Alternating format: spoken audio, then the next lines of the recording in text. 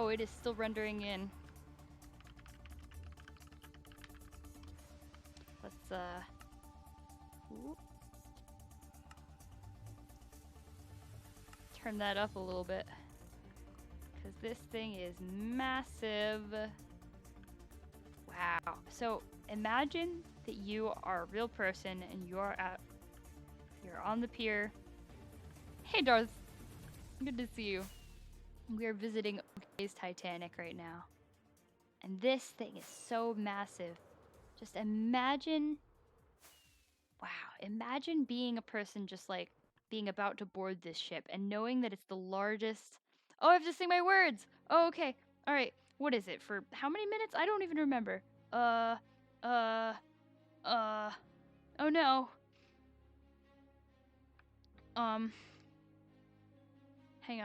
Hang on, because I gotta set a timer so I do it right. 5 minutes? Okay. Alright, I got this. Alright, cool. Ready? Alright.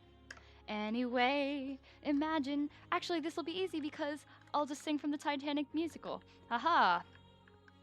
There she is, tall and grand.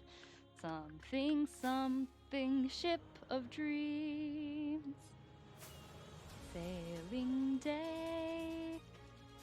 Something, something, underway, ship of dreams.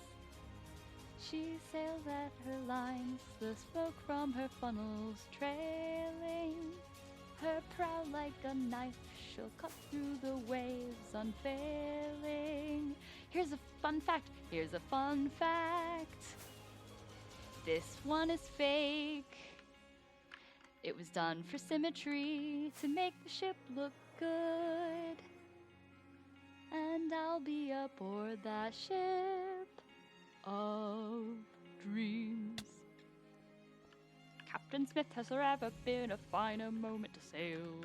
Not as fast as this, Mr. Ismay, not as fine as this one, sir. Mr. Andrews, has there ever been a finer ship for the mail? Not as fast as this, Mr. Ismay, not as fast as this one, sir. The pride of mankind, dominion over the sea, the dream of progress. It brings great honor to me to be the master and the builder and the owner for the largest moving object in the world. Anyway, obligatory scene. I'm a non-gendered monarch of the world. Hee. And I have to keep singing for another 3 minutes or so. So we're just gonna do another bit from Titanic.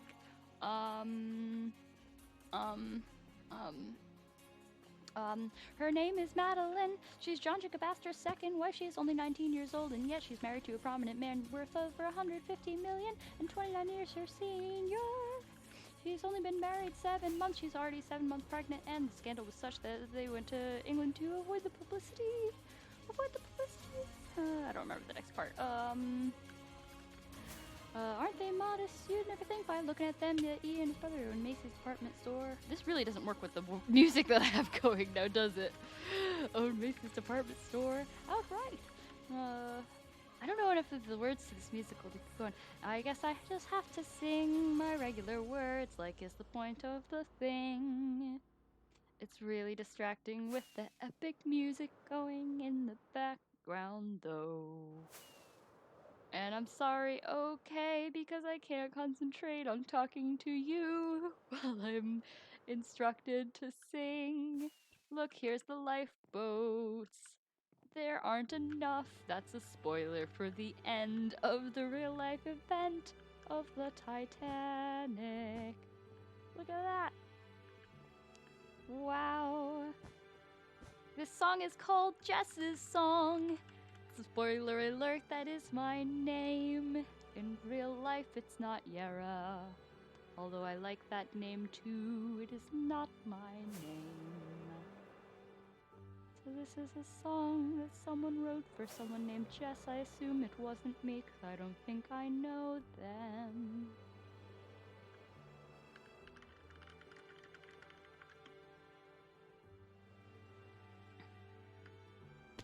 I almost died on the bridge of the Titanic. Up we go, falling down, back up again, ship of dreams, and I'll be aboard that ship of dreams. So my school did that musical my senior year of high school. I ran the light board, so I just got to sit in the back and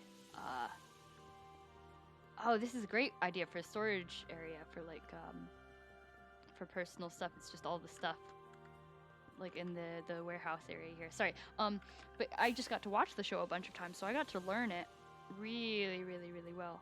I'm supposed to keep singing, I'm sure. I was supposed to keep singing. I'm sorry. But I watched the show a bunch of times and I just thought it was rad. And so I learned it really well and it was a fun time I had. So I've always been passively interested in the Titanic. I think it's really cool. And I appreciate the efforts OK is taking to create this thing in large scale with attention to detail. And I'm out of time. It's time to talk again. Hooray!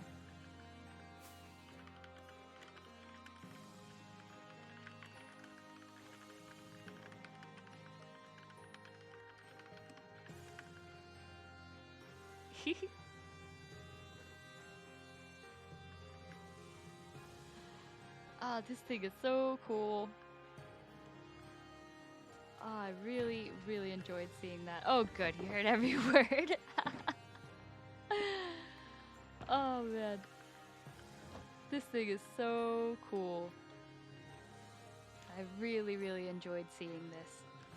Yeah, this, the fourth, smokestack is not real. In the real Titanic, it was not real. And they only put it on because they needed 3 smokestacks, but then look at it. It would look kind of weird if it didn't have that 4th one with the length of the ship, the size of the thing. And look at this. Look how few lifeboats there are.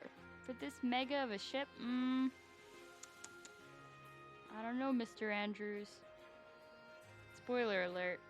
I don't think it's Andrews' fault because Mr. Ismay, the owner of the Titanic, he kept pushing for there to be for the first class to have bigger staterooms, and so that made it so that the bulkheads to stop flooding couldn't go up far enough, and had they been able to go up far enough, then the Titanic 100% would not have sunk, which is something that I learned from the musical. Because the musical is not based on like the Jack and Rose and all that from the movie. It is based on the actual people.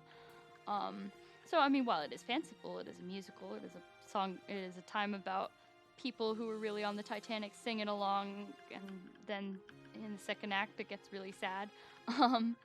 But it is very, very educational and interesting, and I do recommend that show. You can find it on YouTube. It's real good. I like it better than I like the movie. I think the movie is fine in its own right. It's a fine film. It's a fine drama. But when it comes to, like, if you actually want to learn about the Titanic and if you like musicals, I highly recommend this.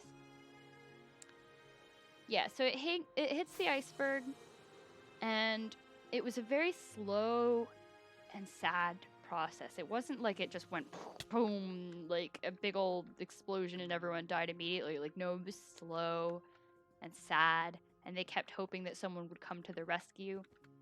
And there was another ship in the area that heard the call and didn't come, and it's still unknown to this day as to exactly why that ship didn't come.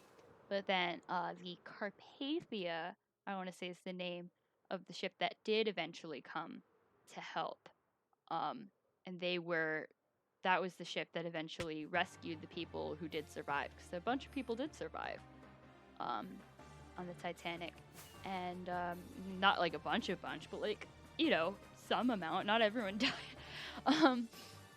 Yeah, so the Carpathia showed up, but it was a long and sad process of just slowly sinking and people knowing that the water was cold and just knowing that eventually when they got there, they were probably going to die. And it's just really, it's a sad, sad story.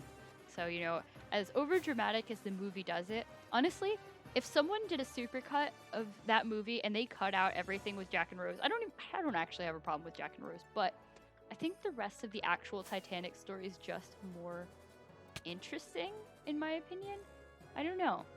I think like the part when I watched the movie now, the last time I watched the movie was years ago, but the last time I watched it, the part that made me cry was the part with Mr. Andrews, who is the shipbuilder. He was the one who designed this ship. Real complete engineering genius was Andrews. And he was just, you know, crushed with guilt about the mistakes of, you know, there not being enough lifeboats, the bulkheads, all of those things were just crushing him. And I think I forget the actor's name, really relevant actor. I forget his name, but he played Mr. Andrews, and I think he did a really good job. And I think Kubo's here. Yeah, he did, and it was just a really heart-wrenching performance of seeing his guilt, as he knew all of the, you know, he was blaming himself for all of the people who would die.